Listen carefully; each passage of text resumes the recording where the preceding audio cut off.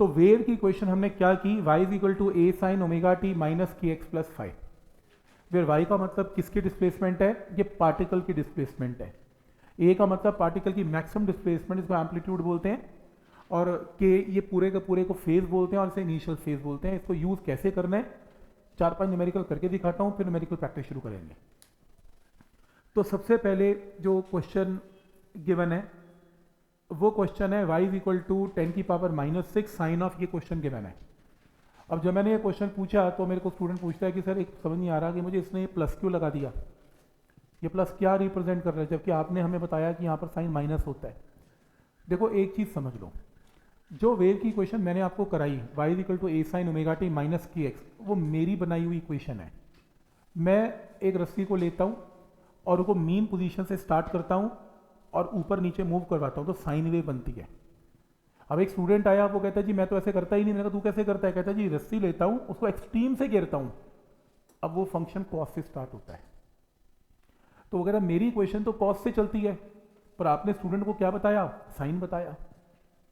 तो कौन सही है, साइन यूज करें कि कॉस यूज करें। देख मैंने कहा जो वेव जनरेट करेगा उसका राइट है वो साइन करे, चाहे कॉस करे, चाहे टैन करे, चाहे कैसा भी करे, उसी की इक्वेशन सही है। तो हमारी इक्वेशन तो जस्ट एक एग्जांपल है कि ये one of the infinite equation हो सकती है वेव की, one of the infinite equation में से ये एक इक्वेशन है। तो वो कहता है कि मैं कैसे यूज करूं। मैंने कहा देख जो क्वेश्चन में गिवन होगा ना तूने वैसे यूज करना है। देख जैसे यहां पर प्लस गिवन है ना, तो तूने ये नहीं कहना कि मेरे को क्लास में माइनस सिखाया गया तो मैं माइनस यूज करूंगा। अब बनाने वाला प्लस यूज कर रहा है तो तू भी प्लस ही यूज कर।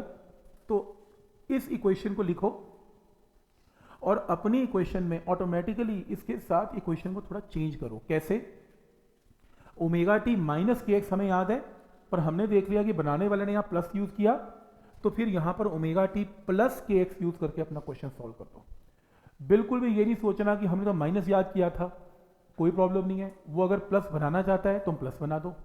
वैसे आपको एक चीज बता देता हूं, अगर वेव की equation y is equal to a sine omega t minus k x है ना, इसका मतलब होता है wave is moving along positive x axis.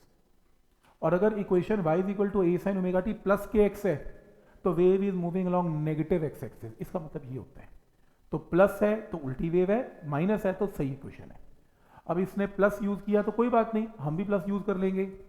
Compare करें, एम्पलीट्यूड आ जाएगा 10 की पावर माइनस 6, ओमेगा की वैल्यू कंपेयर करके आ जाएगी 100, के की वैल्यू कंपेयर करके आ जाएगी 20, और इनिशियल फेज कितना आ जाएगा π/4। अब तुमने यहां से कंपेयर करके के निकाल लिया 20 और तुम्हें वेव की वेलोसिटी निकालनी है। तो अभी मैंने आज करवाया तुम्हें क्वेश्चन में, जो के होता है वो क्या होता है, ओमेगा अपॉन वी। तो वी क्या होता है, ओमेगा बाई के। अब ओमेगा आपको यहां से पता है 100 है और के की वैल्यू कितनी है 20 है, डिवाइड करके वेलोसिटी की वैल्यू आ जाएगी, डन। तो बस ये फॉर्मूला याद करना, के का omega by v is the formula of velocity. और ये वेलोसिटी होती किसकी है, वेव की। ये वेव की वेलोसिटी। आप ये सोच रहे होंगे मैं क्वेश्चन पूछ क्यों रहा हूं, तो पता ही है वेव की वेलोसिटी है ना। अगर आप वेव की इक्वेशन को डिफरेंशिएट करें ना, एक और वेलोसिटी आती है, उसको बोलते हैं पार्टिकल वेलोसिटी, क्योंकि पार्टिकल ऐसे मूव कर रहा है और वेव ऐसे मूव कर, तो दो वेलोसिटी इकट्ठी काम करती हैं। एक वेलोसिटी पार्टिकल की होती है और एक वेलोसिटी वेव की होती है, पर इस इक्वेशन के अंदर जो यूज की जा रही है वो वेव वेलोसिटी है, पार्टिकल वेलोसिटी के ऊपर काम नहीं हो रहा। ठीक, जैसे एक हार्मोनिक वेव है, हार्मोनिक साइन या कॉस में काम करेगी। मूविंग एक ट्रांसवर्स वेव है क्रेस्ट और ट्रफ की फॉर्म में, कैसे मूव कर रही है, अलोंग नेगेटिव एक्स एक्सिस। अब ध्यान से, नेगेटिव एक्स एक्सिस उल्टी वेव ट्रेवल कर रही है, उल्टी वेव ट्रेवल कर रही है, तो मैं इक्वेशन स्टैंडर्ड क्या यूज करूंगा, omega t minus k x नहीं, omega t plus k x use करूंगा। तो क्वेश्चन है मैक्सिमम वेलोसिटी, यहां नोट कर लो, of a particle not a wave.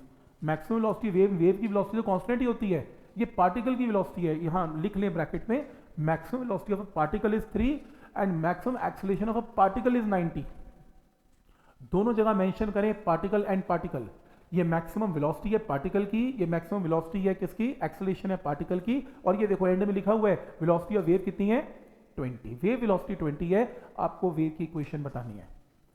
अब एक काम करेंगे, पहले हम SHM, क्योंकि सिंपल हार्मोनिक मोशन वेव है, तो हम क्या करेंगे, मैक्सिमम वेलोसिटी क्या होती है 3, और SHM के अंदर मैक्सिमम वेलोसिटी का फॉर्मूला क्या करवाया था, ए ओमेगा।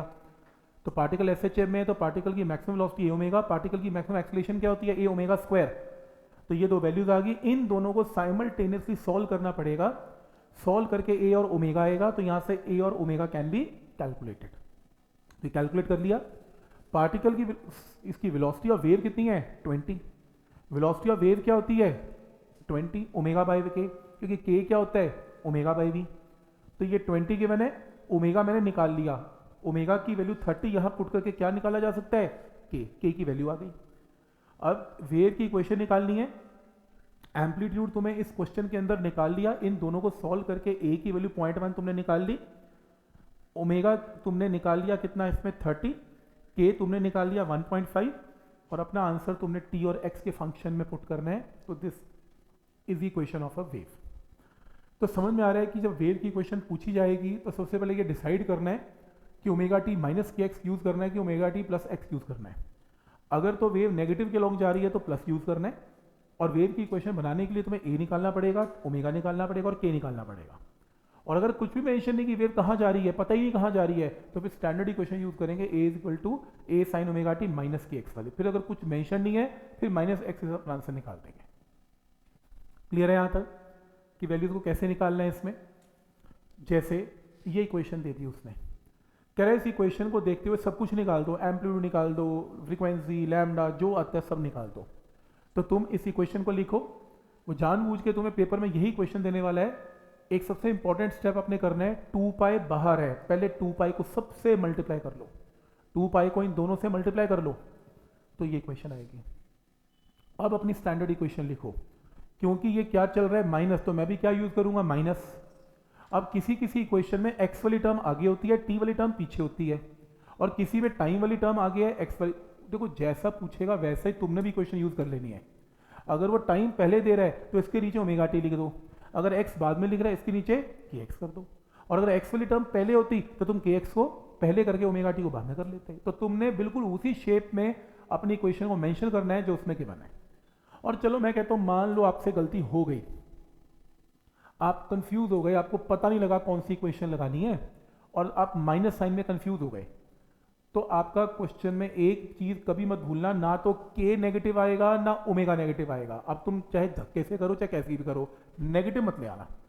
तुम कंपेयर जो मर्जी करो, बट तुम टी का कोफिशिएंट ओमेगा बोल देना और एक्स का कोफिशिएंट को के बोल देना। तो लो के भी आ गया और ओमेगा भी। अब तो क्वेश्चन गलती नहीं हो सकता। और ऑब्जेक्टिव में तो पेन को हाथ भी नहीं लगाना, तो दिख ही रहा है एक्स का कोफिशिएंट के होता है और टी का कोफिशिएंट ओमेगा होता है। तो अब आपके पास ओमेगा आ गया, ओमेगा से और एम्पलीट्यूड की वैल्यू इसमें 10 सेंटीमीटर है, ओमेगा आ गया 2 पाई इंटू फ्रीक्वेंसी करके क्या आ गई फ्रीक्वेंसी आ गई, के की वैल्यू आ गई, के क्या होता है ओमेगा बाई वी होता है, ओमेगा की वैल्यू हमारे पास आ चुकी है, यहाँ पुट कर दें, के की वैल्यू हमारे पास है, सॉल्व करके किसकी वैल्यू आ गई वेलोसिटी की वैल्यू आ गई। तो समझ में आ रहा है कि कैसे इक्वेशन को कंपेयर करके, देखो ये स्टेप तो कॉमन है, k is equal to omega by v common है, तुम्हारा ओमेगा तो इक्वेशन से आ ही जाएगा, के तुम्हें इक्वेशन से पता लग ही जाएगा, इससे सॉल्व करके क्या आएगा वी की वैल्यू आ जाएगी। क्या ये स्टेप यहां तक क्लियर है कि कैसे करना है इसमें। जैसे वो कह रहा है कि एक speed of wave in stretch string, खिंची हुई रस्सी है, वेव की स्पीड 20 है, पार्टिकल की नहीं है, वेव की speed v is equal to 20 और फ्रीक्वेंसी आपको इसमें गिवन है। आगे मैं अगर ना भी बढ़ूं तो v is equal to nu lambda से तुम्हें न्यू और v दे रहा है, तो समझो क्या दे रहा है लैम्डा। तुम साइड में पहले लैम्डा निकाल लेना।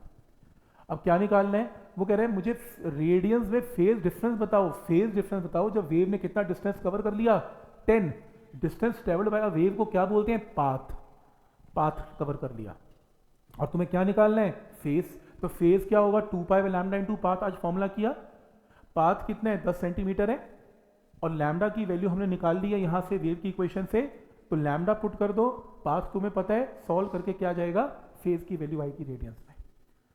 तो पॉइंट समझ में आ रहा है कि इसमें क्या रूल अप्लाई करना है, कि कैसे इसको कंपेयर करना है। जैसे सिंपल हार्मोनिक वेव है, एम्पलीट्यूड गिवन है, फ्रीक्वेंसी गिवन है, moving in positive x direction, तो moving in positive x direction, मेरे को माइनस लगाना चाहिए था यहाँ पे, चलो कोई बात नहीं, इसको छोड़ देते हैं और असाइनमेंट प्रैक्टिस करते हैं। अपनी सब्जेक्टिव असाइनमेंट निकालो, तुम इसमें ट्राई करो।